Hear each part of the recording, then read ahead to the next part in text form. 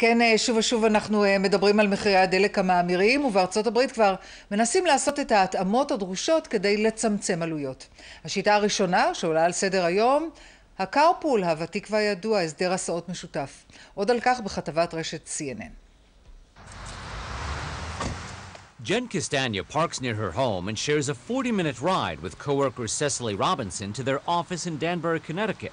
With gas prices so high, carpooling is a big money saver for both of them. What does it cost to fill this up, Cecily? Oh my gosh, like 60, 70 bucks. Oh my God. I know. Rich Levy, a pharmaceutical executive, doesn't have to worry too much about gas. He's got 6 vehicles sitting in his driveway, including a motor scooter. Even so, he still takes the train whenever possible. I think it's ridiculous. I think it's not only the monetary, but it's the principle of it as well. Rich, Jen, and Cecily reflect what's happening around the country.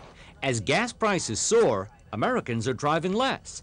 For 6 months in a row, motorists have been curbing their driving, logging nearly 30 billion fewer miles between November and April, the latest month on record, than during the same period a year earlier, when gas prices were averaging well below $3 a gallon. The expense of gas is the primary motivator for Americans to drive less. But there are other reasons as well.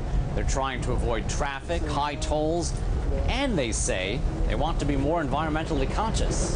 We all are much more conscious about the environmental effects and much more conscious about energy and what are our sources of energy today. $4 gas seems to have sparked something in the psyche of our car-loving nation.